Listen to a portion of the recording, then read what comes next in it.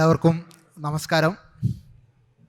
ആദ്യമായി ഇതുപോലൊരു ഗംഭീര സദസ്സിൽ ഇത്തരമൊരു പ്രഭാഷണം അവതരിപ്പിക്കാൻ അവസരം തന്ന എസൻസ് ഗ്ലോബൽ വയനാടിന് നന്ദി പറഞ്ഞുകൊണ്ട് ഞാൻ ആരംഭിക്കുകയാണ്. കാവ്യഭാവന അഥവാ ആട്ടിൻ തോലണിഞ്ഞ ഹിന്ദുത്വ എന്നാണ് ഞാൻ ഈ പ്രസൻറ്റേഷന് പേര് കൊടുത്തിട്ടുള്ളത്. ഇത് രാവിലെ മുതൽ രാത്രി വരെ സംഘിച്ചാപ്പ കിട്ടുന്ന കുറേ ആളുകൾ ഇവിടെ ഇരിക്കേണ്ടായിരിക്കും. അവരുടെ മുന്നിലാണ് ഞാൻ ഈ ഒരു പ്രസൻറ്റേഷൻ അവതരിപ്പിക്കാൻ പോകുന്നത്. അപ്പോൾ സംഘികളുടെ മുന്നിൽ നിന്നുകൊണ്ട് സംഘികൾക്കെതിരെ ഒരു സംസാരിക്കാനാണ് ശ്രമിക്കുന്നത്. ഈ ഒരു വിഷയം, ഈ ഹിന്ദുത്വ വിമർശനം നമ്മൾ എടുക്കുമ്പോൾ ഇതിൻ്റെ പേര് ഞാൻ കൊടുത്തിട്ടുള്ളത് ആട്ടിൻ തോലടിഞ്ഞ ഹിന്ദുത്വ എന്നുള്ള.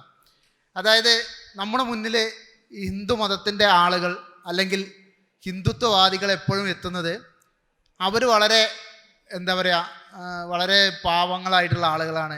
ഒരു ഭീകരവാദ പ്രവർത്തനങ്ങളോ മതവർഗീയതയൊന്നും ഹിന്ദു മതത്തിന് പറഞ്ഞതല്ല, അല്ലെങ്കിൽ അത് ഹിന്ദുത്വത്തിന് പറഞ്ഞതല്ല എന്ന രീതിയിലുള്ളൊരു അങ്ങനെയുള്ള ഒരു മുഖം നമ്മുടെ മുന്നിൽ കാണിച്ചിട്ടാണ് അവർ സാധാരണ വരാറ്. ഹിന്ദുത്വത്തിന് ഒരിക്കലും ഫാസിസം ആവാൻ കഴിയില്ല. കാരണം അത് ഏതെങ്കിലും ഒരു ഒറ്റ ദൈവത്തിൽ വിശ്വസിക്കുന്ന ഒരു സിദ്ധാന്തമല്ല, അല്ലെങ്കിൽ ഒരു പുസ്തകത്തിനെ ആധാരമാക്കിയിട്ടല്ല മുന്നോട്ട് പോകുന്നത്. അതുകൊണ്ട് ഒരിക്കലും അതൊരു ഫാസിസം ആവുകയോ അല്ലെങ്കിൽ അതൊരു ഭീകര പ്രസ്ഥാനമാവുകയോ ഇല്ല എന്നുള്ള രീതിയിലുള്ള ഒരു നിരന്തരമായി നമ്മളത് കേൾക്കാറുള്ളൊരു വാദമാണ്. അതിൻ്റെ പ്രധാന കാരണം എന്താണെന്ന് വെച്ചാൽ, ഇസ്ലാം എന്ന ഒരു ഭീകര ഐഡിയോളജി മുന്നിൽ നിൽക്കുമ്പോൾ ഹിന്ദുത്വം എപ്പോഴും എന്താണ് പറയുക, ഇപ്പോൾ ഇസ്ലാമിനെ നമ്മളൊരു കാട്ടിലെ ഒരു സിംഹമായിട്ട് എടുക്കുകയാണെങ്കിൽ ആ സിംഹത്തിൻ്റെ മുന്നിൽ ഇവരൊരു പൂച്ചക്കുട്ടിയെ പോലെ അല്ലെങ്കിൽ ഒരു ആട്ടിൻകുട്ടിയെ പോലെ ഒതുങ്ങി നിൽക്കുന്ന ഒരു സംഭവത്തിൽ നമ്മൾ കാണുന്നത് എപ്പോഴും ഈ ഭീകര പ്രസ്ഥാനമായ ഇസ്ലാമിനെ മാത്രമാണ് കാണുന്നത്. ആ ഇസ്ലാം അവിടെ ഉണ്ടായത് കൊണ്ട് ഇവരെപ്പോഴും ഒരു ആട്ടിൻകുട്ടിയെ പോലെ നമ്മളെ മുന്നിൽ പ്രത്യക്ഷപ്പെടുകയാണ് ചെയ്യുന്നത്. സത്യത്തിൽ ഹിന്ദുത്വം അങ്ങനെയാണോ എന്നുള്ള ഒരു ഒരു പരിശോധനയാണ് ഞാൻ നടത്തുന്നത്. അങ്ങനെ ഒരു ആട്ടിൻകുട്ടി തന്നെയാണോ ഹിന്ദുത്വം? അങ്ങനെ എതിർക്കപ്പെടേണ്ടതില്ലാത്ത അല്ലെങ്കിൽ അത്ര സീരിയസ് ആയി കാണേണ്ടതില്ലാത്തൊരു പ്രസ്ഥാനമാണോ ഹിന്ദുത്വം എന്ന് പറയുമ്പോൾ? എന്താണ് ഹിന്ദുത്വം എന്ന കാര്യത്തിൽ ഭയങ്കര തർക്കം നമ്മളെ ഇടയിൽ എപ്പോഴും ഉണ്ടാവുന്ന ഒരു കാര്യമാണ്. ഹിന്ദു മതമാണോ ഹിന്ദുത്വം, അല്ലെങ്കിൽ ഹിന്ദുത്വം വേറെ എന്തോ സാധനമാണോ എന്നുള്ള രീതിയിൽ അത് ഒരുപാട് ഇപ്പോൾ ഏറ്റവും കൂടുതൽ വിമർശനങ്ങൾ ഏറ്റുവാങ്ങുന്ന ഒരു സാധനമായിരിക്കും ഹിന്ദുത്വം. ഹിന്ദുത്വത്തെക്കുറിച്ച് വിമർശിക്കാത്ത ആരും ഉണ്ടാവില്ല. ഇപ്പോൾ ഏത് രാഷ്ട്രീയ പാർട്ടി എടുത്താലും അവരൊക്കെ ഹിന്ദുത്വ വിമർശകരായിരിക്കും. ആ ഹിന്ദുത്വ വിമർശകർ, ഞാൻ ഈ പ്രസൻറ്റേഷൻ നടത്താനൊക്കെ തീരുമാനിച്ച അതിൻ്റെ ഒരു കഴിഞ്ഞ 2 ദിവസം മുന്നേ ഒരു വാർത്ത കണ്ടത് ഇതാണ്. സവർക്കറിന് ഭാരതരത്ന നൽകണമെന്ന് പറഞ്ഞത് ഉദ്ധവ് താക്കറെയാണ് പറഞ്ഞത്. ഈ ഹിന്ദുത്വത്തെ എതിർക്കുന്ന ആളുകൾ, അല്ലെങ്കിൽ സവർക്കറിനെയും ഗോൾവാർക്കറിനെയൊക്കെ നിരന്തരം വിമർശിച്ചുകൊണ്ടിരിക്കുന്ന ആളുകളാണ് കഴിഞ്ഞ ടേമിൽ മഹാരാഷ്ട്രയിൽ ഈ ഉദ്ധവ് താക്കറേൻ്റെ കൂടെ ഭരണം നടത്തിയ ആളുകളാണ്. സവർക്കറൊക്കെ നിരന്തരം വിമർശിക്കുന്ന ആളുകളാണ്. അപ്പോൾ ഈ രാഷ്ട്രീയക്കാർ നടത്തുന്ന ഹിന്ദുത്വ വിമർശനത്തിന് യാതൊരുവിധ ആത്മാർത്ഥതയും ഇല്ല. അല്ലെങ്കിൽ ഇവിടെ ഇന്ന് നടന്നുകൊണ്ടിരിക്കുന്ന ഹിന്ദുത്വ വിമർശനത്തിൻ്റെ ആത്മാർത്ഥത വെളിവാക്കുന്ന ഒരു വാർത്തയാണിത്. കാരണം ഇവർ ആരെ കൂടെയും അധികാരം കിട്ടാൻ വേണ്ടിയിട്ട് ആരെ കൂടെയും ഇവർ ചേരും എന്നുള്ള കാര്യത്തിൽ സംശയമൊന്നുമില്ല. അവിടെ സവർക്കറോ ഗോൾവാർക്കറോ ഹിന്ദുത്വമൊന്നും ആ സമയത്ത് ഇവർക്ക് ഉണ്ടാവില്ല. അപ്പോൾ സാധാരണ നമ്മൾ ഹിന്ദുത്വ ഭീകരതയെക്കുറിച്ച് പറയുമ്പോൾ 2014 ശേഷം മോഡി വന്നതിന് ശേഷമാണ് ഹിന്ദുത്വ ഭീകരത ഉണ്ടായത് എന്നുള്ള രീതിയിലുള്ള വിമർശനമാണ് മിക്കവാറും ആളുകൾ നടത്താറുള്ളത്. ഹിന്ദുത്വം എന്ന് പറയുമ്പോൾ അത് മോഡി വന്നതിന് ശേഷമാണ്, അവർക്ക് അധികാരം കിട്ടിയതുകൊണ്ടാണ് ഇതൊരു ഭീകര പ്രസ്ഥാനം ആവുന്നത് എന്നാണ്. സത്യത്തിൽ അങ്ങനെയാണോ എന്ന് ചോദിച്ചാൽ അങ്ങനെയല്ല. ഹിന്ദുത്വ ഭീകരത എന്ന് പറഞ്ഞാൽ ഇന്ത്യ ചരിത്രത്തിൽ ഉടനീളം നിലനിന്നിരുന്ന ഒരു ഭീകര പ്രസ്ഥാനം തന്നെയാണ് ഹിന്ദുത്വ ഭീകരത, അല്ലെങ്കിൽ അത് ഹിന്ദു ഭീകരത എന്ന് നമുക്ക് പറയുന്ന സാധനം ഇന്നും ഇന്ത്യയിൽ ഉണ്ടായിരുന്നിട്ടുണ്ട്. പക്ഷെ അത് മിക്കപ്പോഴും ആ ഒരു ഭീകരത നമുക്ക് വലിയ ഭീകരതയായി തോന്നാതിരിക്കാനുള്ള കാരണം ഞാൻ പറഞ്ഞ പോലെ അതിനെക്കാട്ടും വലിയൊരു ഭീകര സാധനമായിട്ട് അപ്പുറത്ത് ഇസ്ലാമൊക്കെ ഉള്ളതുകൊണ്ട് ഇത് ഭയങ്കര ഒരു ഭീകര പ്രസ്ഥാനമായിട്ട് നമുക്ക് തോന്നിയിട്ടില്ല എന്നുള്ളതാണ് സാധാരണ ഇതിൻ്റെ ഒരു യഥാർത്ഥം.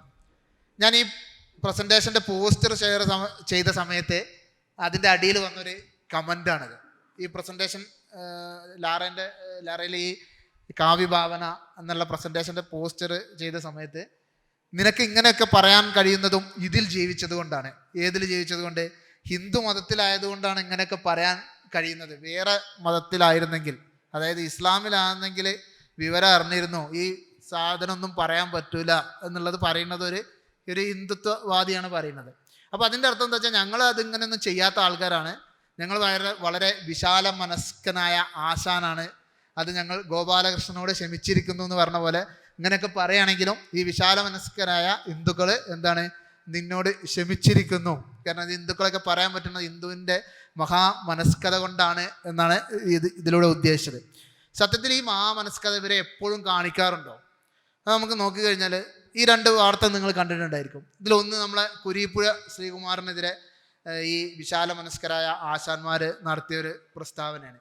കരിങ്ങന്നൂർ ശ്രീ ഭദ്രകാളി ഭുവനേശ്വരി ചാമുണ്ഡി ദേവി ക്ഷേത്രത്തിൽ നിരന്തരം പോലീസ് അധികാരികളെ ഉപയോഗിച്ചുകൊണ്ട് ക്ഷേത്രത്തിൻ്റെ ദൈനംദിന പൂജാതി കർമ്മങ്ങൾ മുടക്കാൻ ശ്രമിക്കുന്ന കുരീപ്പുഴ ശ്രീകുമാറിൻ്റെ കുൽസിത പ്രവർത്തനങ്ങൾക്കെതിരെ ക്ഷേത്രവിശ്വാസികൾ പ്രതികരിക്കുക. അതെങ്ങനെയാണ് പ്രതികരിക്കേണ്ടതെന്നുള്ളതിൻ്റെ ഉദാഹരണം അപ്പുറത്ത് കാണുന്നുണ്ട്. വേറൊരു ചെറുപ്പക്കാരൻ ഇതേപോലെ ഈ ശബ്ദ മലിനീകരണത്തിനെതിരെ പരാതി കൊടുത്തപ്പോൾ ആ ചെറുപ്പക്കാരനെതിരെ പ്രതികരിച്ചതാണ്.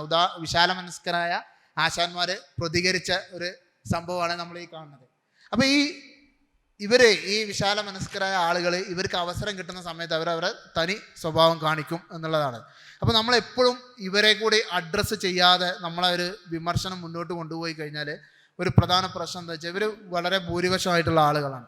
ഈ ഭൂരിപക്ഷത്തെ മൊബിലൈസ് ചെയ്യാറുള്ള അത്ര പ്രയാസമുള്ളൊരു കാര്യമല്ല. അപ്പോൾ നമുക്കിവിടെ വളരെ ഒരു ഭീകര പ്രസ്ഥാനങ്ങൾ മറ്റതൊക്കെ ഉണ്ടെന്നെങ്കിലും അതിനെ നമ്മൾ പറയുന്നതിൻ്റെ കൂട്ടത്തിൽ ഈ ഒരു ആട്ടിൻതോലണിഞ്ഞ ഈ ഒരു ചെന്നായികളെ നമ്മൾ കാണാതെ പോകരുത് എന്നാണ് ഞാൻ പറയുന്നത്. അപ്പോൾ ഇവരും ഇതിൻ്റെ അവസരം കിട്ടുന്ന സമയത്തും ഇവരും ഈ ഭീകര പ്രവർത്തനങ്ങളൊക്കെ ചെയ്യും. ഇപ്പോൾ നമ്മൾ ഈ ഊര് വിലക്ക്, മഹല്ല് വിലക്ക് എന്നൊക്കെ പറഞ്ഞ സാധനങ്ങൾ നമ്മൾ പലപ്പോഴും കണ്ടിട്ടുണ്ട് അല്ലേ? ഇസ്ലാം ഇപ്പോൾ നമ്മുടെ ഇവിടുത്തെ എക്സ് മുസ്ലിങ്ങൾക്കൊക്കെ എപ്പോഴും അവർ പറഞ്ഞുകൊണ്ടിരിക്കുന്ന സാധനമാണ് ഈ ഊര് വിലക്കിനെ കുറിച്ചും മഹല്ല് വിലക്കിനെ കുറിച്ചൊക്കെ. ഇത് ഈ ഹിന്ദുത്വ അല്ലെങ്കിൽ ഹിന്ദു മതക്കാർ ചെയ്യാറുണ്ടോ എന്ന് ചോദിച്ചാൽ, ഇപ്പോൾ നമ്മളിവിടെ കോഴിക്കോടിനെ സനോഷ് എന്നിട്ട് പേരുള്ള നമ്മളൊരു പ്രവർത്തകൻ തന്നെ, നമ്മളോട് അനുഭവമുള്ള ഒരു പ്രവർത്തകൻ തന്നെ ഈ ശബ്ദ മലിനീകരണത്തിനെതിരെ കംപ്ലൈൻറ്റ് കൊടുത്തു എന്നതിൻ്റെ പേരിൽ ആൾ പോകുന്ന ജിംനേഷ്യത്തിലൊക്കെ പോയിട്ട് ഹിന്ദുത്വവാദികൾ ഇയാളെ ഇവിടെ കയറ്റിക്കഴിഞ്ഞാൽ, ഈ ജിമ്മിൽ കയറ്റിക്കഴിഞ്ഞാൽ നമ്മൾ വരൂല എന്ന് പറഞ്ഞിട്ട് കുറേ ആളുകൾ ജിമ്മിൽ നിന്ന് വിട്ടുനിന്ന്. അങ്ങനെ അയാളോട് ജിമ്മിൻ്റെ മുതലാളി വളരെ സൗമ്യഭാഗത്ത് പറഞ്ഞു, നിങ്ങൾ വന്നു കഴിഞ്ഞാൽ നമുക്ക് കുറേ കസ്റ്റമേഴ്സിനെ കിട്ടൂല, അതുകൊണ്ട് ദയവായിട്ട് ജിമ്മിലേക്ക് വരരുത് എന്ന് പറഞ്ഞു. അപ്പോൾ ഇതുപോലെയുള്ള ഒരു വിലക്ക് അങ്ങനെയുള്ള എല്ലാ സാധനങ്ങളും ഇവർക്ക് അവസരം കിട്ടിക്കഴിഞ്ഞാൽ ഈ എന്താ പറയുക നമ്മളെ വിശാല മനസ്കരായ വളരെ പാവങ്ങളായ ഹിന്ദുത്വവാദികളും ചെയ്യും എന്നുള്ളത് തന്നെയാണ്. അപ്പോൾ ഇവിടെ മതം എന്നൊരു എന്താ പറയുക ഇവരെ ഒരു ഐഡിയോളജി, അത് ആ മതപരമായ ചിന്ത ഉള്ളിടത്തോളം കാലം മറ്റുള്ളവരെ അല്ലെങ്കിൽ അവന് സ്വന്തം മതത്തെ എതിർക്കുന്നവരെ അല്ലെങ്കിൽ ആ മതത്തിനോട് ഏതെങ്കിലും രീതിയിലുള്ള എതിർപ്പ് കാണിക്കുന്ന ആളുകളെ ചെയ്യാൻ പറ്റുന്ന അവസരം കിട്ടുന്ന സമയത്തൊക്കെ ഇവരത് ചെയ്യാറുണ്ട്. ഇപ്പോൾ ഈ ശബരിമല ഇഷ്യൂ ഉണ്ടായ സമയത്ത് നമ്മൾ കണ്ടതാണ്, ഹിന്ദുത്വവാദികളുടെ ഒരു പ്രതികരണ രൂപം നമ്മൾ കണ്ടതാണ്.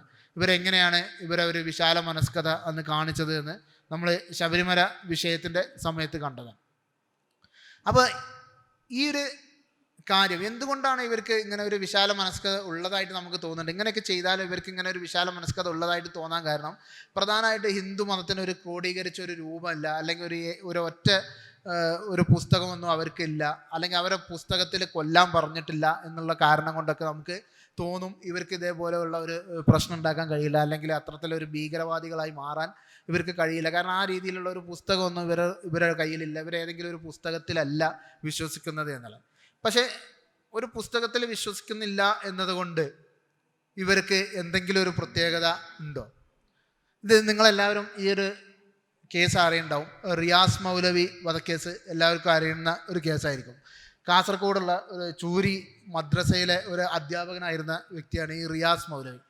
ഇയാൾ രാത്രി കുറച്ച് ആളുകൾ രാത്രി എന്ന് പറഞ്ഞാൽ ഏകദേശം പുലർച്ചെ സമയത്ത് ഇയാൾ കിടന്നുറങ്ങുന്ന പള്ളിയിൽ കയറിയിട്ട് വെട്ടിക്കൊല്ലുകയായിരുന്നു ചെയ്തത്. ഈ റിയാസ് മൗലവിയെ ഇവർ വെട്ടിക്കൊല്ലാനുള്ള കാരണം എന്താണെന്ന് വെച്ചാൽ ഒരൊറ്റ കാരണമേ ഉള്ളൂ. ആ പള്ളീൻ്റെ ഉള്ളിൽ ഉണ്ടാവുന്ന ഒരാൾ മുസ്ലിം ആയിരിക്കും എന്നുള്ള ഒരൊറ്റ കാരണത്തിൻ്റെ പേരിലാണ് ഈ റിയാസ് മൗലവി കൊല്ലപ്പെട്ടത്. അല്ലാതെ റിയാസ് മൗലവി ഏതെങ്കിലും പിന്നെ രാഷ്ട്രീയ പ്രവർത്തകനോ അല്ലെങ്കിൽ ഏതെങ്കിലും പാർട്ടി പ്രവർത്തകനോ അതിൻ്റെ മുന്നേ എന്തെങ്കിലും പ്രവർത്തനം ചെയ്തതോ ഒന്നുമല്ല. ആ കൊന്ന ആളുകൾക്ക് ഈ വ്യക്തിയെ നേരിട്ട് യാതൊരുവിധ പരിചയവും ഉണ്ടായിരുന്നില്ല എന്നുള്ളതാണ്. ഇതിൻ്റെ കേസ് നടന്നിട്ട് ഈ 3 പ്രതികളെ വെറുതെ വിടാനുണ്ടായത്. അതിനെതിരെ അപ്പീൽ പോയിട്ടുണ്ട്. അപ്പോൾ ഈ പ്രതികളെ വെറുതെ വിടാനുള്ള ഒരു പ്രധാന കാരണം തന്നെ ഇതിൻ്റെ മോട്ടീവ് ശരിക്കും ഇവർക്ക് തെളിയിക്കാൻ പറ്റിയില്ല എന്നുള്ള. കാരണം ഈ ആളുകൾ തമ്മിൽ എന്തില്ല, യാതൊരു ബന്ധമില്ല. ഈ റിയാസ് മൗലവി ഇവർ കൊല്ലാനുള്ളൊരു കാരണം എന്ന് പറഞ്ഞാൽ അതിൻ്റെ ഉള്ളിൽ റിയാസ് മൗലവി പറഞ്ഞ വ്യക്തി ആവും എന്നുള്ള ഉറപ്പ് പോലും ഇല്ലാതെയാണ് ഇവർ ഈ പള്ളീൻ്റെ ഉള്ളിൽ കയറിയിട്ട് ഈ ആളെ കൊന്നിട്ടുള്ളത്. അപ്പോൾ അതിൻ്റെ ഉള്ളിൽ വർക്ക് ചെയ്യുന്നത് ഒരു മതം തന്നെയാണ് വർക്ക് ചെയ്യുന്നത്. അപ്പം അങ്ങനെ വർക്ക് ചെയ്യണമെങ്കിൽ ഒരു പ്രത്യേക ഒരു പുസ്തകം വേണ്ട എന്നുള്ളത് തന്നെയാണ് അത് നമുക്ക് മനസ്സിലാക്കാൻ. ഏതെങ്കിലും ഒരു പുസ്തകത്തിൽ പറയണമെന്നോ അല്ലെങ്കിൽ ഒരു പുസ്തകം വേണമെന്നോ അല്ലെങ്കിൽ ഏതെങ്കിലും ഒരു ഒറ്റ ദൈവത്തിൽ വിശ്വസിക്കണം എന്നോ ഒന്നും ഇല്ല. എന്തിന്? ഇതുപോലെയുള്ള മതപരമായ വർഗീയ സംഘർഷങ്ങളോ വർഗീയ സംഘടനകളോ ഒരാളെ കൊല്ലാനോ ഒന്നും അങ്ങനെ ചെയ്യേണ്ടതില്ല. നിലവിൽ ഇതിൻ്റെ ഒരു ഭീകരത നമുക്കിവിടെ കുറച്ച് കാണാൻ കഴിയുന്നത് ഇവരുടെ ആ രീതിയിൽ ഇവരെ കൺസോളിഡേറ്റ് ചെയ്യാൻ പറ്റിയിട്ടില്ല എന്നതുകൊണ്ട് തന്നെയാണ് ഈ ഒരു ഭീകരത വലിയൊരു ഭീകരതയായിട്ട് നമ്മളെ മുന്നിൽ കാണാത്തത്. ഇപ്പോൾ റിയാസ് മൗലവി വധക്കേസിനെ കുറിച്ച് നമുക്കത് അതൊരു രാഷ്ട്രീയ കൊലപാതകമായിട്ടൊക്കെ നമുക്ക് തോന്നും. അത് വെറും ഒരു രാഷ്ട്രീയ കൊലപാതകമല്ല. അതിൻ്റെ പിന്നിൽ വർക്ക് ചെയ്തത് മതം തന്നെയാണ്. അതൊരു മതപരമായ കൊലപാതകം തന്നെയായിരുന്നു. മതത്തിൻ്റെ പേരിൽ നടത്തിയ ഒരു കൊലപാതകം തന്നെയാണ് റിയാസ് മൗലവി വധം എന്ന് പറയുന്നത്. ഇതിൻ്റെ പിന്നിൽ വർക്ക് ചെയ്തത് മതമാണ്. ആ മതം എന്ന് പറയുന്നത് ഹിന്ദു മതം തന്നെയാണ്. കഴിഞ്ഞ ഒരു 10 വർഷത്തിനുള്ളിൽ നടന്ന ക്രൈം റെക്കോർഡ്സൊക്കെ എടുത്തു കഴിഞ്ഞാൽ ഇവർ ഈ ഹിന്ദു മതത്തിൻ്റെ പേരിൽ അല്ലെങ്കിൽ ഇവർ നടത്തിയ കമ്മ്യൂണൽ വയലൻസ് നമ്മൾ നാഷണൽ ക്രൈം റെക്കോർഡ്സ് ബ്യൂറോയിൽ നോക്കിക്കഴിഞ്ഞാൽ 1158 കമ്മ്യൂണൽ വയലൻസ് 2018 നടന്നിട്ടുണ്ട്. അത് 53 ഡെത്തും 8307 ഡെത്തുകളും 2307 ഇഞ്ചുറീസും കാരണമായ 1158 കമ്മ്യൂണൽ വയലൻസ് നടന്നിട്ടുണ്ട് ഇന്ത്യയിൽ. അതുപോലെ മോബ് ലിഞ്ചിങ് 2015 2019 ഇടയിൽ 100-ലധികം മോബ് ലിഞ്ചിങ്ങൾ, അത് ഭൂരിപക്ഷവും അത് ടാർഗറ്റ് ചെയ്തിട്ടുള്ളത് മൈനോറിറ്റി കമ്മ്യൂണിറ്റിക്കെതിരെയാണ്. ഇതിൻ്റെ പിന്നിലൊക്കെ വർക്ക് ചെയ്യുന്ന ഒരു സൈക്കോളജി എന്ന് പറഞ്ഞാൽ മതപരമായ സൈക്കോളജി തന്നെയാണ്. അത് ഹിന്ദു മത പ്രത്യയശാസ്ത്രം അല്ലെങ്കിൽ ഹിന്ദുത്വ പ്രത്യയശാസ്ത്രമാണ്. ഹിന്ദു മതം തന്നെയാണ് ഇതിൻ്റെ പിന്നിൽ വർക്ക് ചെയ്തിട്ടുള്ളത്. അതേപോലെയുള്ള റിലീജിയസ് ആയിട്ടുള്ള ഹെയ്റ്റ് ക്രൈംസുകൾ. അപ്പോൾ ഈ ഹിന്ദു മതത്തിന് ഒരു ഏക ശിലാരൂപം ഇല്ല എന്ന് നമുക്കറിയാം. അതുകൊണ്ട് ഹിന്ദുത്വ പ്രൊജക്റ്റ് ഇത് കുറേ ആളുകൾ എപ്പോഴും സംസാരിച്ചു കൊണ്ടിരിക്കുന്ന സാധനമാണ് ഈ ഹിന്ദുത്വ പ്രൊജക്റ്റ്. സത്യത്തിൽ ഈ ഹിന്ദു മതത്തിന് ഇങ്ങനെ ഒരു ഏക ശിലാത്മക രൂപം ഇല്ലാത്തത് കൊണ്ട് തന്നെയാണ് അതൊരു ഹിന്ദുത്വ പ്രൊജക്റ്റായിട്ട് ഇവർക്ക് എന്ത് ചെയ്യേണ്ടി വന്നത്. ഇവർക്കത് രൂപപ്പെടുത്തിയെടുക്കേണ്ടതും ഹിന്ദു മതത്തിലെ ഈ ഡിവൈഡ് ചെയ്ത് നിൽക്കുന്ന ഹിന്ദു മതത്തെ ഒന്നിച്ചു കൊണ്ടുവേണ്ടി വന്നത് ഹിന്ദു മതത്തിന് ഇതുപോലെ ഒരു ഏകശിലാത്മക രൂപം ഇല്ല എന്നുള്ളതാണ്. അതുകൊണ്ട് ഇവരുണ്ടാക്കിയെടുത്ത ഒരു സിദ്ധാന്തമാണ് ഈ പൗരാണിക കാലത്ത് ഇന്ത്യ വളരെ ഗ്ലോറിയസ് ആയിട്ടുള്ള ഒരു രാജ്യമായിരുന്നു. അത് തകർത്തത് ഇവിടേക്ക് വന്ന വിദേശീയരായിട്ടുള്ള ആളുകളാണ് ആ ഇന്ത്യൻ്റെ ഗ്ലോറി തകർത്തത്. അത് വീണ്ടെടുക്കുക എന്നുള്ളൊരു പ്രൊജക്റ്റാണ് ഈ ഹിന്ദുത്വ പ്രൊജക്റ്റ്. ഒരു 100 വർഷത്തെ ഒരു പ്രൊജക്റ്റാണ് അതൊരു നടപ്പിലാക്കിക്കൊണ്ടിരിക്കുന്നത്. അതിൻ്റെ ഒരു അതിൻ്റെ ഒരു എന്താ പറയുക ഒരു പൂർത്തീകരണം ഇപ്പോൾ നടപ്പിലാക്കാൻ വന്ന ഒരു അവതാരമായിട്ടാണ് സത്യത്തിൽ നരേന്ദ്രമോദിയെ ഈ ഹിന്ദുത്വവാദികൾ കാണുന്നത്. ഇവർ ലക്ഷ്യം വെച്ചിരുന്ന ഒരു പൗരാണിക ഭാരതത്തെ തിരിച്ചെടുക്കുന്ന ഈ പൗരാണിക ഭാരതം എന്ന് പറഞ്ഞാൽ ഈ ആർഷഭാരത സംസ്കാരത്തിൽ അധിഷ്ഠിതമായ ശാസ്ത്രത്തിലൊക്കെ ലോകത്തുള്ള മുഴുവൻ ശാസ്ത്ര കണ്ടുപിടുത്തങ്ങളും ഭാരതത്തിലുണ്ടായിരുന്നു. അന്ന് ഭാരതത്തിൽ ഏറ്റവും കൂടുതൽ സമ്പത്ത് ഭാരതത്തിലുണ്ടായിരുന്നു. ഇതൊക്കെ തകർത്തത് ഇന്ത്യയിലേക്ക് വന്ന വിദേശ രാജാക്കന്മാരും മറ്റുമാണ് തകർത്തത്. ആ ഭാരതത്തെ തിരിച്ചെടുക്കുക എന്നുള്ളൊരു ലക്ഷ്യമാണ് ഈ ഹിന്ദുത്വ പ്രൊജക്റ്റ് എന്നുള്ളൊരു ലക്ഷ്യം മുന്നിൽ വെച്ചിട്ട് ഇവർ നടത്തിക്കൊണ്ടിരിക്കുന്നത്. ഈ ഹിന്ദുത്വ പ്രൊജക്റ്റ് ഒരു മതേതര രാഷ്ട്രത്തെ എപ്പോഴും ഒരു ഭീഷണിയായിട്ട് നമുക്ക് എപ്പോഴും നിലനിൽക്കുന്ന ഒരു സാധനമാണ്. നമുക്ക് കേൾക്കുമ്പോൾ അത് വളരെ അത്ര ഒരു പ്രശ്നമില്ലാത്ത അല്ലെങ്കിൽ അത്ര ഒരു ദോഷകരമല്ലാത്ത ഒരു സംഭവമായിട്ടാണ് തോന്നുന്നത്. രാജ്യത്തിന് വേണ്ടിയിട്ട് നല്ലതല്ലേ ഇവർ എത്രയായാലും ചെയ്യുള്ളൂ, രാജ്യത്തെ മുന്നോട്ട് കൊണ്ടുപോകാനല്ലേ ഇതിന് ശ്രമിക്കുകയുള്ളൂ എന്നൊക്കെയുള്ള രീതിയിലുള്ള ഒരു തോന്നലാണ് നമുക്ക് ഇത് കേൾക്കുമ്പോൾ ഉണ്ടാവുക. എന്നാൽ സത്യത്തിൽ ഇവരെ ഈ ഹിന്ദുത്വ പ്രൊജക്റ്റിൻ്റെ പേരിൽ നടത്തപ്പെടുന്ന മിക്ക അതിൻ്റെ പേര് പറഞ്ഞിട്ട് ഇവർ നടത്തുന്ന എല്ലാ പ്രവർത്തനങ്ങളും അത് സെക്യുലറിസത്തിനും നമ്മുടെ ഇന്ത്യയുടെ ഒരു മതേതര സ്വഭാവത്തിന് സെക്യുലറിസത്തിന് എതിരായിട്ടായിരിക്കും എപ്പോഴും ഈ ഒരു ഹിന്ദുത്വ പ്രൊജക്റ്റിൻ്റെ പ്രവർത്തനങ്ങൾ എപ്പോഴും ഉണ്ടാകുക. ഇവരെപ്പോഴും സെക്യുലറിസത്തിന് ഭയങ്കര എതിരായിരിക്കും. എന്നാൽ സെക്യുലറിസം എന്ന് പറഞ്ഞാൽ ഒരു പാശ്ചാത്യ സിദ്ധാന്തമാണ്. നമുക്ക് സെക്യുലറിസം ഒന്നും ആവശ്യമില്ല. നമുക്ക് സർവ്വധർമ്മ ഭാവന ഞങ്ങൾ സമഭാവന, സർവ്വധർമ്മ സമഭാവന എപ്പോഴും ഇന്ത്യയിൽ എന്നും ഉണ്ടായിട്ടുള്ളതാണ്. ഞങ്ങൾ കാണുന്നത് സർവ്വധർമ്മ സമഭാവനയാണ്. എല്ലാ മതത്തെയും ഒരുപോലെ കാണാനാണ് ഹിന്ദുമതം പഠിപ്പിക്കുന്നത് എന്നൊക്കെയുള്ള രീതിയിലുള്ള ഒരു സിദ്ധാന്തമാണ് ഇവർ മുന്നോട്ട് വയ്ക്കുക. പക്ഷെ ഇങ്ങനെ എല്ലാ മതത്തെയും ഒരുപോലെ കാണുന്ന ആളുകൾ എപ്പോഴും അവർ നടത്തിയിട്ട് കൊണ്ടിരിക്കുന്നത് ഈ ആൻറ്റി മുസ്ലിം ആയിട്ടുള്ള അല്ലെങ്കിൽ ആൻറ്റി ക്രിസ്ത്യൻ ആയിട്ടുള്ള പ്രവർത്തനങ്ങൾ. മുസ്ലിംസ് അത് നേടിയിട്ടുണ്ട്, മുസ്ലിംസിന് ഇവിടെ ഇത്ര പ്രിവിലേജ് ഉണ്ട്, അല്ലെങ്കിൽ മുസ്ലിം ഭരണാധികാരി വന്നിട്ടാണ് ഇന്ത്യൻ്റെ യശസ് തകർത്തത്, ഈ അമ്പലം തകർത്തത് മുസ്ലിം ഭരണാധികാരിയാണ്. എല്ലാം സമധർമ്മ സമഭാവനയായിട്ട് കാണുന്ന ആളുകൾക്ക് മുസ്ലിം പള്ളി അവിടെ നിലനിൽക്കുന്നത് കൊണ്ട് അവർക്ക് എന്താണ് ഒരു പ്രശ്നം എന്ന് ചോദിച്ചാൽ അതിനവർക്ക് ഉത്തരം ഉണ്ടായിരിക്കില്ല. ഈ എല്ലാ മതത്തെയും ഒരുപോലെ കാണുന്ന ആളുകളും എല്ലാ പള്ളിയുടെയും അടിയിൽ പോയിട്ട് അവർ അമ്പലം തിരയാൻ ശ്രമിച്ചുകൊണ്ടിരിക്കുകയാണ്. അപ്പോൾ ആ സമയത്ത് ഇവരെ സർവധർമ്മ സമഭാവന വർക്ക് ചെയ്യില്ല. ആ സമയത്ത് അവർക്ക് അവിടെ അമ്പലം തന്നെ വേണം, അവിടെ പള്ളി പറ്റൂല. അപ്പോൾ ഈ സർവധർമ്മ സമഭാവന എന്ന് പറയുന്നത് ഒരു കപടതയാണ്. അത് ഇന്ത്യയിലുള്ള മതേതരത്വം എങ്ങനെയെങ്കിലും ഒഴിവാക്കിയിട്ട് ഇവരുടെ ഒരു ഹിന്ദു ഐഡിയോളജി അല്ലെങ്കിൽ ഹിന്ദു ഐഡിയോളജി പറയുന്ന ഒരു സർവധർമ്മ സമഭാവന എന്ന് പറഞ്ഞ ഐഡിയോളജി കൊണ്ടുവച്ചിട്ട് ഈ മതേതരത്വത്തെ, യഥാർത്ഥത്തിൽ എന്താണ് മതേതരത്വം എന്നത് ഇവർക്ക് അറിയാം. മതേതരത്വം എന്ന് പറഞ്ഞാൽ സ്റ്റേറ്റ് എപ്പോഴും റിലീജിയസ് അല്ലാതിരിക്കുക, അല്ലെങ്കിൽ in matter of states there is no role for religion. അതായത് റിലീജിയന് സ്റ്റേറ്റിൻ്റെ കാര്യത്തിൽ യാതൊരുവിധ റോൾ ഇല്ലാതിരിക്കുകയും ചെയ്യുന്ന ഒരു അവസ്ഥയ്ക്കാണ് നമ്മൾ മതേതരത്വം എന്ന് പറയുക.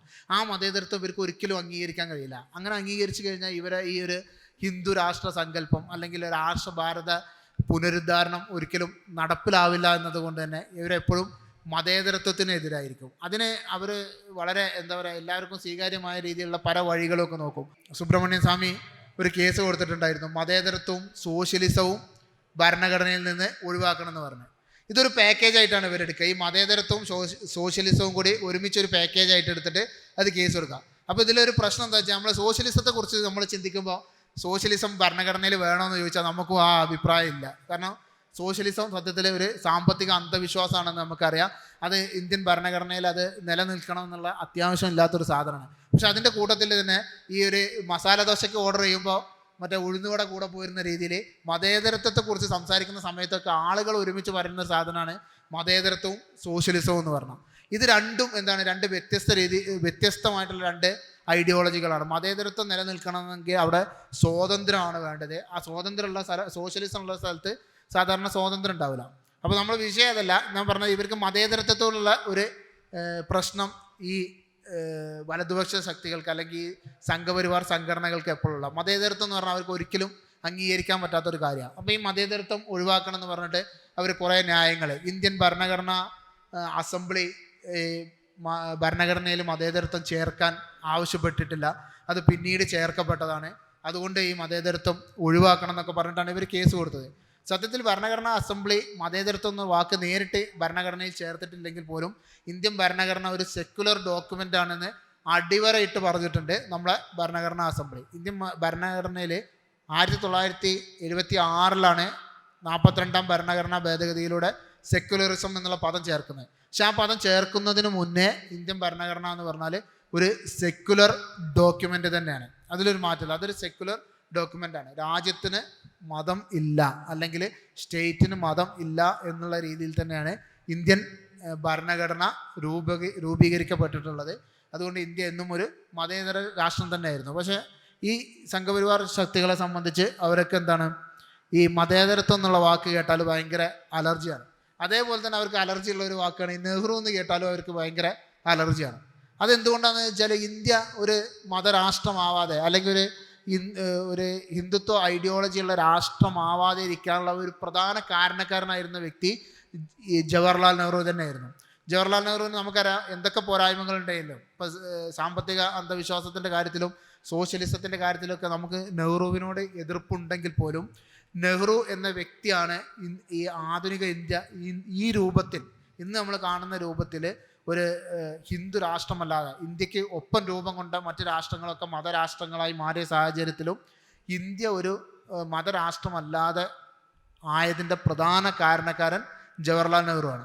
അതുകൊണ്ട് തന്നെ ഈ സംഘപരിവാർ ശക്തികളെ എപ്പോഴും നെഹ്റുവിനെ ഏതൊക്കെ രീതിയിൽ നെഹ്റുവിനൊക്കെ താറടിച്ച് കാണിക്കാൻ പറ്റും ആ രീതിയിലുള്ള കള്ളക്കഥകളിലൂടെയും അല്ലാത്ത അർദ്ധസത്യങ്ങളും ഒക്കെ പ്രചരിപ്പിച്ചുകൊണ്ട് നെഹ്റുവിനെ താറടിച്ച് കാണിക്കാൻ അവർ ശ്രമിക്കും. അപ്പോൾ ഇന്ത്യയിൽ മതേതരത്വം കൊണ്ടുവന്നത് നെഹ്റുവാണ്, അല്ലെങ്കിൽ ഇന്ത്യ ഒരു മതേതര രാഷ്ട്രമാവാനുള്ള കാരണം നെഹ്റു ആണ് എന്നുള്ളതാണ് ഇവർക്ക് നെഹ്റുവിനോടുള്ള ദേഷ്യം. എന്നിട്ട് ഇവർ മതേതരത്വത്തിന് കൊടുക്കുന്ന ഒരു ഡെഫിനിഷൻ, ഇന്ത്യയിലെ മതേതരത്വം എന്ന് പറഞ്ഞാൽ ന്യൂനപക്ഷ പ്രീണനമാണ്, ഞങ്ങളെ മതേതരത്വം എന്ന് പറഞ്ഞാൽ അങ്ങനെയല്ല, എല്ലാവരെയും ഒരേപോലെ കാണുന്നതാണ് ഞങ്ങളുടെ മതേതരത്വം. അപ്പോൾ ഇന്ത്യയിലെ മതേതരത്വം എന്ന് പറഞ്ഞാൽ എപ്പോഴും ഒരു ന്യൂനപക്ഷ പ്രീണനാണ്, ന്യൂനപക്ഷ പ്രീണനം നടത്താൻ വേണ്ടിയിട്ടാണ് മതേതരത്വം കൊണ്ടുവന്നത് എന്നുള്ള രീതിയിലുള്ള നെറേറ്റീവുകളാണ് ഇവർ സാധാരണ മുന്നോട്ട് വയ്ക്കാറുള്ളത്.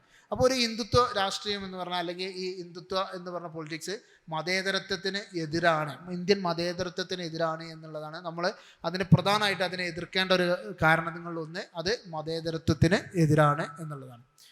ഇനി എങ്ങനെയാണ് ഇവർ ഒരു രാജ്യത്തിനെ പിന്നോട്ട് നടത്തുന്നത് എന്നുള്ളതിൻ്റെ തെളിവാണ് ഈ പാർലമെൻറ്റ് ഉദ്ഘാടന സമയത്ത് നമ്മൾ കണ്ടത്. പ്രധാനമന്ത്രി പ്രധാന തന്ത്രിയായി മാറി, ഇതൊക്കെ നമ്മൾ കണ്ടതാണ്, ഒരുപാട് ചർച്ച ചെയ്യപ്പെട്ട സാധനമാണ്. ഇത് വീണ്ടും വീണ്ടും പറയേണ്ടി വരുന്നത് എന്തുകൊണ്ടാണെന്ന് ചോദിച്ചാൽ, ഇത് വളരെ ഒരു എന്താ പറയുക, ഇവർ വളരെ സൈലൻ്റായി ഒരു കുത്തിവെക്കുന്ന ഒരു സംഭവമാണ്. ഇതൊരു കുറേ പോയി പറഞ്ഞ് ഇത് നടത്തിക്കഴിഞ്ഞാൽ ഇതാണ് ഇന്ത്യൻ്റെ സംസ്കാരം, അല്ലെങ്കിൽ ഈ രീതിയിലാണ് ഇന്ത്യ മുന്നോട്ട് പോകേണ്ടത് എന്നുള്ളൊരു പൊതുബോധം ഇവിടെ സൃഷ്ടിക്കപ്പെടാൻ കാരണമാവുന്നത് കൊണ്ടാണ് നമുക്കിത് വീണ്ടും വീണ്ടും പറയേണ്ടി വരുന്നത്. ഈ ഒരു സെക്കുലർ രാഷ്ട്രം എങ്ങനെ ആവാതിരിക്കണം എന്നതിൻ്റെ ഉദാഹരണമാണ് ഈ നരേന്ദ്രമോദി സർക്കാർ വന്നതിന് ശേഷം എന്തൊക്കെ ഇവിടെ ചെയ്യുന്നുണ്ടോ അതൊക്കെ ഒരു സെക്കുലർ രാഷ്ട്രത്തിന് എതിരായിട്ടുള്ള കാര്യങ്ങൾ തന്നെയാണ്. ഇപ്പോൾ കഴിഞ്ഞ ആഴ്ച വന്നതാണ് ഭാരതീയ ചിന്തയിലും ഭഗവത്ഗീതയിലും ഊന്നി IAS അടക്കമുള്ളവർക്ക് കർമ്മയോഗി കോഴ്സ്. അതായത് ഇന്ത്യയിലെ IAS ഇന്ത്യൻ സിവിൽ സർവീസിൻ്റെ നട്ടെല്ലായിട്ടുള്ള IAS ഭഗവത്ഗീത അല്ലെങ്കിൽ ഭാരതീയ ചിന്ത, ഈ ഭാരതീയ ചിന്ത എന്ന് പറഞ്ഞാൽ ഉപനിഷത്തുകളും വേദങ്ങളും ഒക്കെ അടക്കമുള്ള കഞ്ചാവ് സാഹിത്യമാണ് ഈ ഭാരതീയ ചിന്ത എന്ന് പറഞ്ഞാൽ. അന്ന് ഈ മറ്റേ സോമരസമൊക്കെ അടിച്ചിട്ട് ഇവരെ എഴുതിയ ലോകവീക്ഷണങ്ങളാണ് ഈ ഭാരതീയ ചിന്തയിലുള്ളത്. അത്തരം കഞ്ചാവ് സാഹിത്യങ്ങളൊക്കെയാണ് IAS പഠിപ്പിച്ചു കൊടുക്കേണ്ടത്. ഒരു സെക്കുലർ രാഷ്ട്രത്തിൻ്റെ തലപ്പത്തിരുന്നുകൊണ്ട് പറയാണ്. അല്ലെങ്കിൽ ഭഗവത്ഗീത എന്ന് പറഞ്ഞാൽ ഒരു വളരെ റിഗ്രസീവായിട്ടുള്ള ജാതി എന്താ പറയുക വർണ്ണാശ്രമ വ്യവസ്ഥയെ അരക്കിട്ടുറപ്പിക്കുന്ന ഒരു റിഗ്രസീവായിട്ടുള്ള യാതൊരുവിധ ആധുനിക മൂല്യങ്ങളും ഇല്ലാത്ത ഒരു ഗ്രന്ഥം ഇന്ത്യയിലെ സിവിൽ സർവീസിൻ്റെ നട്ടെല്ലായി വരുന്ന ഉദ്യോഗസ്ഥർക്ക് അത് പഠിപ്പിച്ചു കൊടുക്കണം. ഇതാണ് ഹിന്ദുത്വ രാഷ്ട്രീയത്തിൻ്റെ മറ്റൊരു മുഖം എന്ന് പറയുന്നത്. ഞാൻ പറഞ്ഞു, പഴയ ഭാരതത്തെ വീണ്ടെടുക്കുക, ഇതൊക്കെയാണ് ഇവരുടെ ഒരു ലക്ഷ്യം വരിക. അതേപോലെ സാംസ്കാരിക ഫാസിസം ഇവർ കൊണ്ടുവരും. സാധാരണ ഒരു ഫാസിസം എന്ന് പറഞ്ഞാൽ ഒരാളെ കൊല്ലുന്നത് മാത്രമല്ല ഫാസിസം, കൾച്ചറൽ ഫാസിസം നടപ്പിലാക്കാൻ കഴിയും. അതായത് ചരിത്രത്തെ പുനർരചിച്ചുകൊണ്ട് ഫാസിസം നടപ്പിലാക്കാൻ കഴിയും. ഇന്ത്യ ചരിത്രത്തെ മൊത്തം തിരുത്തി എഴുതുന്ന രീതിയിൽ ഇന്ത്യയിലെ ഇപ്പോൾ നമുക്കറിയാം ആര്യ അധിനിവേശത്തെക്കുറിച്ചൊക്കെ ഇവർ സംഘപരിവാർ നടത്തുന്ന നരേറ്റീവൊക്കെ നമ്മൾ കേട്ടിട്ടുണ്ടാവും. നമ്മൾ എസൻസിൻ്റെ വേദിയിൽ വന്ന് വരെ പറഞ്ഞിട്ടുണ്ട് ആര്യൻ അധിനിവേശമൊക്കെ ഒരു കെട്ടുകഥയാണെന്ന് എസൻസിൻ്റെ വേദിയിൽ വരെ പറഞ്ഞിട്ടുണ്ട്.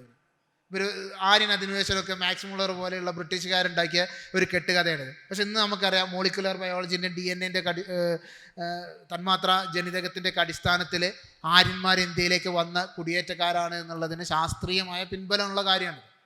പക്ഷെ ഇപ്പോഴും ഇവർ സംഘപരിവാർ ശക്തികൾ അത് അംഗീകരിക്കില്ല. അവരിപ്പോഴും ഈ ചരിത്രത്തെ മറ്റൊരു രീതിയിൽ എന്നും ഇവിടെ ഉണ്ടായിരുന്ന ആളുകളാണ് ഈ ആര്യന്മാർ എന്ന് പറഞ്ഞാൽ ഇന്ത്യയിൽ ഉണ്ടായിരുന്ന ആളുകളാണ്, ബാക്കിയുള്ള ആളുകളാണ് ഇന്ത്യയിലേക്ക് കുടിയേറിയത് എന്നുള്ള രീതിയിലുള്ള ഒരു ചരിത്രം സൃഷ്ടിച്ചാൽ മാത്രമേ ഇവരെ ഒരു നാഷണലിസം, ഒരു ദേശീയത ഇവർക്ക് മുന്നോട്ട് കൊണ്ടുവരാൻ കഴിയുള്ളൂ. കാരണം ഇന്ത്യക്ക് സ്വന്തമായിട്ടൊരു ദേശീയത ഇല്ല. ഇന്ത്യയിൽ ആദ്യം ആര്യന്മാർ വന്നു, ആര്യന്മാർക്ക് ശേഷം മുസ്ലിങ്ങൾ, 10-ാം നൂറ്റാണ്ട് മുതൽ ഇന്ത്യയിൽ മുസ്ലിങ്ങളുണ്ട്, ക്രിസ്ത്യാനികൾ വന്നിട്ടുണ്ട്, ജൂതന്മാർ വന്നിട്ടുണ്ട്.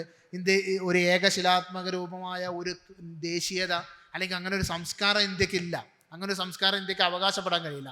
അപ്പം അങ്ങനെ അവകാശപ്പെടണമെന്നുണ്ടെങ്കിൽ ഇവരെ സംബന്ധിച്ച് അത് ചരിത്രത്തെ പുനർരചിക്കണം. ഇന്ത്യ ചരിത്രത്തെ ഈ മുസ്ലിം ഭരണാധികാരികളുടെ ചരിത്രം എന്ന് പറയുന്നത് ഇവിടുത്തെ അധിനിവേശത്തിൻ്റെ മാത്രം ചരിത്രമായിട്ട് ഇവർക്ക് രചിക്കപ്പെട്ടാൽ മാത്രമേ ഇന്ത്യക്ക് ഒരു നാഷണലിസം അല്ലെങ്കിൽ ഒരു ദേശീയത, ഒരു ഹിന്ദു ദേശീയത കൊണ്ടുവരണമെങ്കിൽ അങ്ങനെ ചെയ്യണം. അപ്പോൾ ആ രീതിയിലുള്ള ഒരു സാംസ്കാരിക ഫാഷിസം ഇവർ നടപ്പിലാക്കും. വിദ്യാഭ്യാസ രംഗത്തെ സാഫ്രോണൈസേഷൻ, അതായത് വിദ്യാഭ്യാസ രംഗത്ത് ഈ പറഞ്ഞ പോലെ ചരിത്രം, സയൻസ് കോൺഗ്രസ്സുകളിൽ ഇന്ത്യയിൽ എന്തുണ്ടായിരുന്നു? ഇന്ത്യയിൽ മിസൈൽ ഉണ്ടായിരുന്നു, ഗ്രഹാന്തര യാത്രകൾ നടത്താനുള്ള ഉപകരണങ്ങളും അങ്ങനത്തെ കാര്യങ്ങളൊക്കെ ഇന്ത്യയിലുണ്ടായിരുന്നു. എല്ലാ ശാസ്ത്ര സത്യങ്ങളും ഇന്ത്യയിൽ നിന്ന് പുറത്തേക്ക് പോയതാണെന്നുള്ള രീതിയിലുള്ള വിദ്യാഭ്യാസം കൊടുത്തിട്ട് ഒരു തലമുറയെ വാർത്തെടുക്കുക. ശാസ്ത്ര സാമൂഹിക വിഷയങ്ങളിലുള്ള അന്ധവിശ്വാസങ്ങൾ നമുക്കറിയാം. ആയുഷ് വകുപ്പിനെ കുറിച്ച് നമുക്കറിയാം. ആയുർവേദം, ഹോമിയോ പോലെയുള്ള എല്ലാ കപട ചികിത്സകൾക്കും ശാസ്ത്രീയ മുഖം മൂടി നൽകിക്കൊണ്ട് അത് രാജ്യത്തിൻ്റെ ഒരു പൈതൃകം എന്നുള്ളതിനപ്പുറം അതൊരു ശാസ്ത്രീയമായ ചികിത്സാ രീതിയാണെന്നുള്ള രീതി. അതുപോലെ അന്താരാഷ്ട്ര യോഗാ ദിനം, അതുപോലെയുള്ള യോഗയെക്കുറിച്ചുള്ള ഇവരുടെ ഒരു സങ്കല്പം. യോഗ എന്ന് പറഞ്ഞ ഒരു ഹിന്ദുമത അന്ധവിശ്വാസമാണെന്നുള്ള കാര്യത്തിൽ യാതൊരു സംശയമില്ല. അത് പക്ഷേ എന്ത് ചെയ്തു, അതൊരു രാജ്യത്തിൻ്റെ ഒരു പൊതു സ്വത്താക്കി മാറ്റിയിട്ട് അതൊരു സംസ്കാരത്തിൻ്റെ ഭാഗമായിട്ട് കൾച്ചറൽ ഫാഷിസത്തിലൂടെ അത് എല്ലാവരും അനുഷ്ഠിക്കേണ്ടി വരുന്ന. അപ്പോൾ വിദ്യാഭ്യാസ പദ്ധതിയിലൊക്കെ യോഗ കൊണ്ടുവന്നാൽ യോഗയിൽ താല്പര്യമില്ലാത്ത ആളുകളും അത് എന്ത് ചെയ്യേണ്ടി വരും, അത് യോഗ പരിശീലിക്കേണ്ടി വരും. നമ്മൾ യോഗയെക്കുറിച്ച് പഠിപ്പിക്കേണ്ടി വരും. ഇപ്പോൾ സ്കൂളിലൊക്കെ യോഗ പഠിപ്പിക്കുന്ന ഒരു കോഴ്സ് കൊണ്ടുവരാണെങ്കിൽ ആ യോഗയെക്കുറിച്ച് നമ്മളും അത് ഏറ്റെടുക്കേണ്ടി വരും. അത് എത്ര അശാസ്ത്രീയമാണെങ്കിൽ പോലും നമുക്കത് പഠിക്കേണ്ടിയും വരുന്നൊരവസ്ഥ ഉണ്ടാകും. ഇത്തരത്തിലുള്ളൊരു ഫാസിസം, അതായത് കൾച്ചറൽ ഫാസിസം നമുക്ക് വേണമെങ്കിൽ വിളിക്കാം. ഒരു സാംസ്കാരിക അധിനിവേശം നടത്താൻ വേണ്ടിയിട്ട് ശ്രമിക്കുന്ന ഒരു ടീമാണ് ഈ ഹിന്ദുത്വം എന്ന് പറഞ്ഞാൽ. പിന്നെ ഇവർ പറഞ്ഞ ഈ എന്താ പറയുക, ഇവരുടെ ഒരു മതപരമായ സ്വഭാവം, അല്ലെങ്കിൽ ഞങ്ങൾ വളരെ എന്താ പറയുക, ഞങ്ങൾ മതം പറയാറില്ല. അപ്പോൾ RSSകാരോടൊക്കെ RSS ഒരിക്കലും മതത്തിന് വേണ്ടിയിട്ട് സംസാരിച്ചിട്ടില്ല. ഞങ്ങൾ ദേശീയതയ്ക്ക് വേണ്ടിയിട്ടാണ് സംസാരിച്ചിട്ടുള്ളത്. ഞങ്ങൾ മതപരമായ യാതൊരുവിധ എന്താ പറയുക വർഗീയതയും പ്രചരിപ്പിക്കാറില്ല, അല്ലെങ്കിൽ സംഘപരിവാറിന് അങ്ങനത്തെ ഒരു ലക്ഷ്യമില്ല. ഞങ്ങൾ ദേശീയതയാണ് എപ്പോഴും മുന്നോട്ട് വയ്ക്കുക. ഈ ദേശീയത എന്ന് പറഞ്ഞാൽ ഹിന്ദു ദേശീയതയാണ്. ആ ദേശീയതയിൽ സത്യത്തിൽ ഇവരുടെ ദേശീയതയുടെ ഒരു അല്ലെങ്കിൽ ഇവരുടെ ഐഡിയോളജീൻ്റെ ഒരു മുഖം എന്ന് പറഞ്ഞത് ഈ അപരമതത്തിനോടുള്ള വിദ്വേഷം. അതിൽ പ്രധാനമായിട്ട് വരുന്നത് ഈ ഇസ്ലാം തന്നെയാണ്. ഈ ക്രിസ്ത്യൻ മതത്തിനോടും ഇസ്ലാമിനോടുള്ള ഒരു വിദ്വേഷം തന്നെയാണ് ഹിന്ദുത്വ പ്രത്യയശാസ്ത്രത്തിൻ്റെ അടിസ്ഥാനം എന്ന് പറയുന്നത്. ആ കാര്യത്തിൽ യാതൊരുവിധ സംശയവും നമുക്ക് വേണ്ട. ഇവർക്ക് നമ്മളിപ്പോൾ ഇസ്ലാമിനെ നമ്മൾ അഡ്രസ്സ് ചെയ്തുകൊണ്ട് ഇസ്ലാമിൻ്റെ എന്താ പറയുക, ഇസ്ലാമിൻ്റെ അശാസ്ത്രീയതകളും ഇസ്ലാമിൻ്റെ ഫാസിസങ്ങളും ഇസ്ലാമിൻ്റെ പ്രശ്നങ്ങളും ഒക്കെ നമ്മൾ അഡ്രസ്സ് ചെയ്യും. പക്ഷേ ഇതല്ല ഒരു ഹിന്ദുത്വ പിന്നെ മനഃശാസ്ത്രമല്ല, അല്ലെങ്കിൽ ഹിന്ദുത്വ പ്രത്യയശാസ്ത്രം കൊണ്ട് നടക്കുന്ന ഒരു വ്യക്തിയെ അവിടെ അവർ ഇസ്ലാമിൻ്റെ ഐഡിയോളജി അല്ല അവർക്ക് പ്രശ്നം. ഇസ്ലാമിൻ്റെ ഐഡിയോളജി കൊണ്ട് മുസ്ലിങ്ങൾക്ക് ഉണ്ടാകുന്ന കെട്ടുറപ്പിനെ കുറിച്ചാണ് അവർ വേവലാതിയാകുന്നത്. അല്ലെങ്കിൽ ഇസ്ലാമിന് ഒരു ഏകശിലാരൂപം ഉണ്ടാകുന്നത് കൊണ്ട് മുസ്ലിംസ് അനുഭവിക്കുന്ന പ്രിവിലേജാണ് അവരുടെ പ്രശ്നം. അവരെപ്പോഴും ആൻറ്റി മുസ്ലിം തന്നെയാണ്. ഒരു മുസ്ലിം ആളുകളോടുള്ള അപരമത വിശ്വാസികളോടുള്ള ഒരു വിദ്വേഷം തന്നെയാണ് ഈ ഹിന്ദുത്വ രാഷ്ട്രീയത്തിൻ്റെ അല്ലെങ്കിൽ ഹിന്ദുത്വ പ്രത്യയശാസ്ത്രത്തിൻ്റെ അടിസ്ഥാനം എന്ന് പറഞ്ഞാൽ അപരമത വിദ്വേഷം തന്നെയാണ്. ഇപ്പോൾ ഇത് ഹ്യൂമൻ റൈറ്റ്സ് വാച്ചിൻ്റെ ഒരു റിപ്പോർട്ടാണിത്.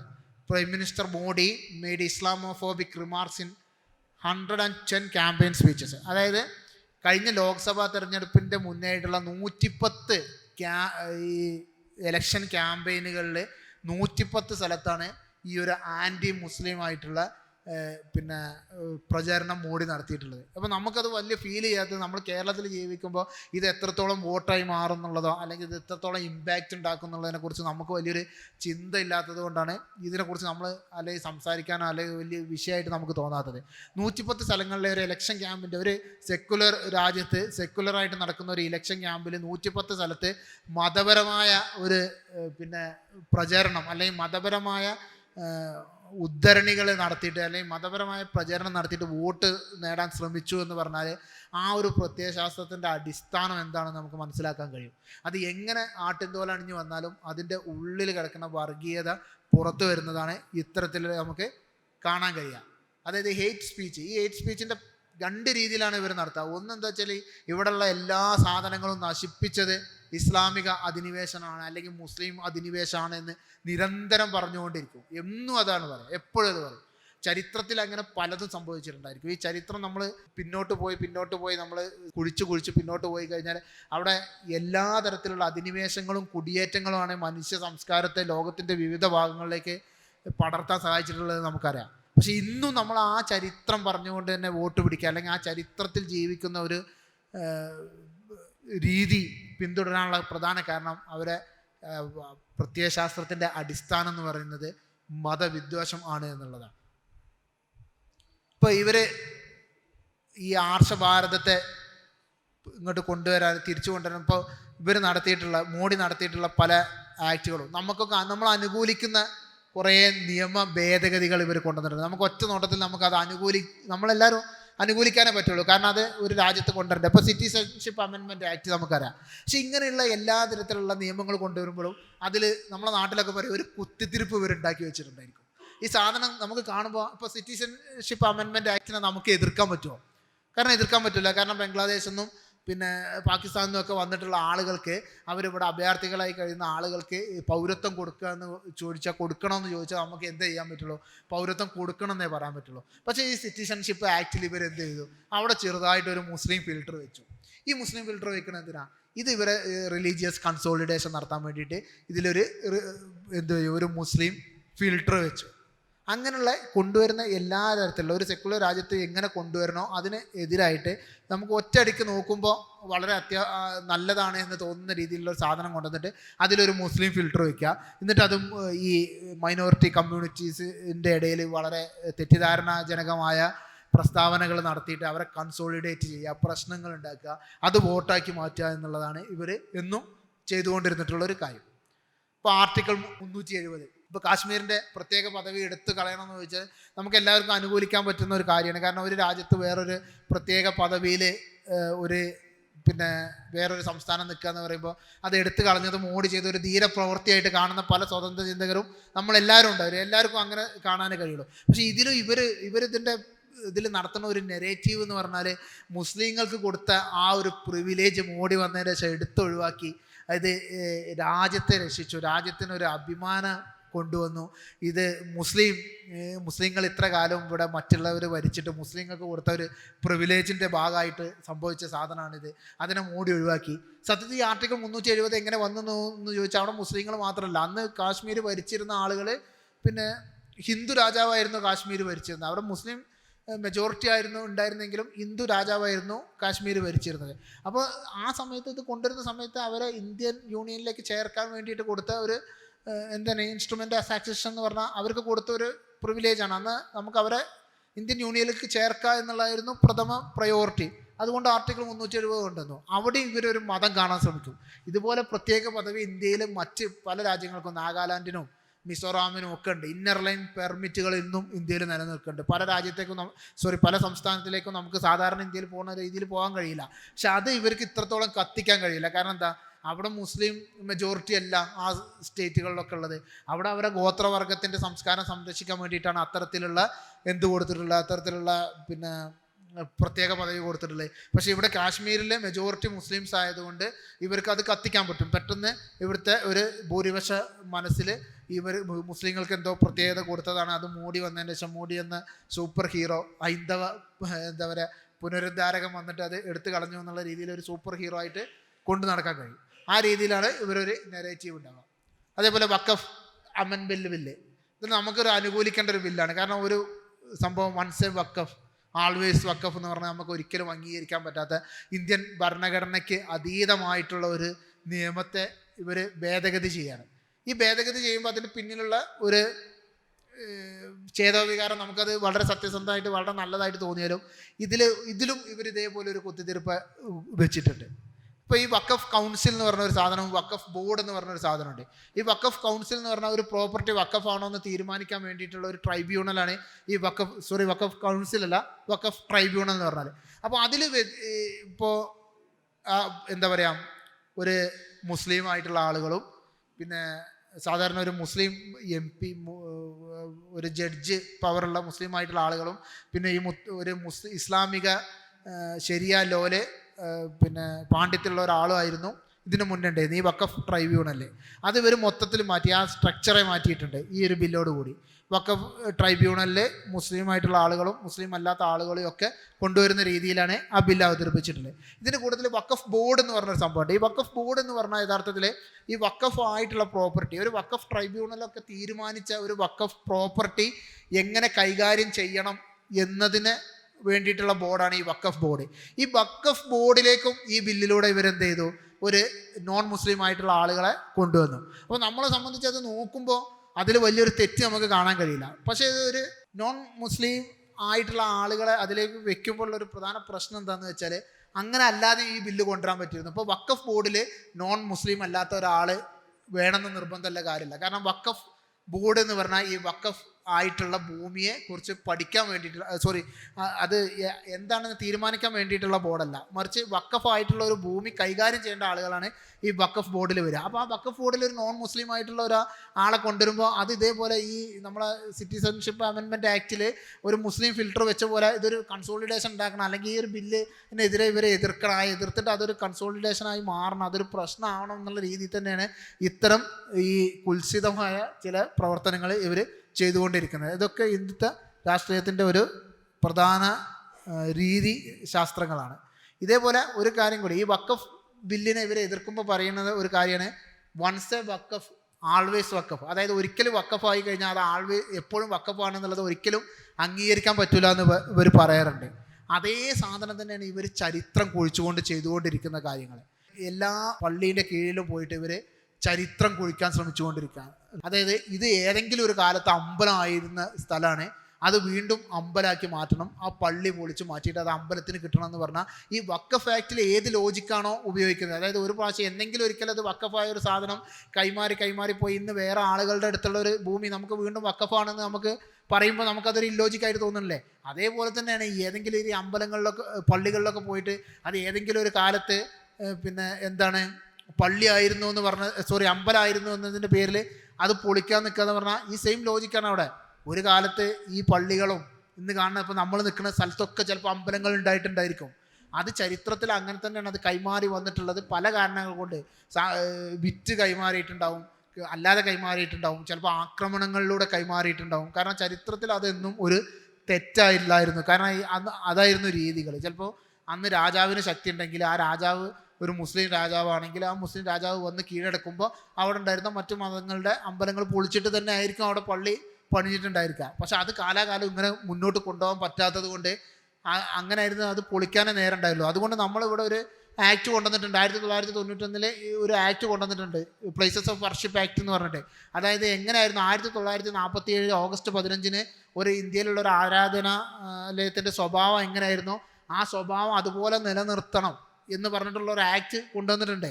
ആ ആക്ട് അനുസരിച്ച് വേണം മുന്നോട്ട് പോകാൻ. അല്ല നമ്മൾ ചരിത്രം കുഴിച്ചുകൊണ്ടേ ഇരുന്നാൽ ഈ കുഴിക്കിൽ നിന്ന് നിർത്താൻ കഴിയില്ല. അത് ഒരു മതേതര രാജ്യത്തിൻ്റെ കെട്ടുറപ്പിനെ ബാധിക്കും, അത് വർഗീയ സംഘർഷങ്ങളിലേക്ക് മുന്നോട്ട് പോകും. അതുകൊണ്ട് ഇത്തരങ്ങളുള്ള പ്രവർത്തനങ്ങളെ നമ്മൾ അഡ്രസ്സ് ചെയ്യേണ്ടതുണ്ട്. ഇവർ ഈ ആട്ടിൻതോലണിഞ്ഞുകൊണ്ട് വലിയൊരു ഭീകരനെ മുന്നിൽ കാണിച്ചുകൊണ്ട് ഞങ്ങൾ പാവങ്ങളാണെന്ന് പറഞ്ഞ് നമ്മളെ മുന്നിൽ വന്ന് നിൽക്കുമ്പോൾ ഈ ആട്ടിൻതോലണിഞ്ഞ ഈ ചെന്നായ്ക്കളെ നമ്മൾ തിരിച്ചറിയേണ്ടതുണ്ട് എന്ന് പറഞ്ഞുകൊണ്ട് ഞാൻ നിർത്തുന്നു. Thank you.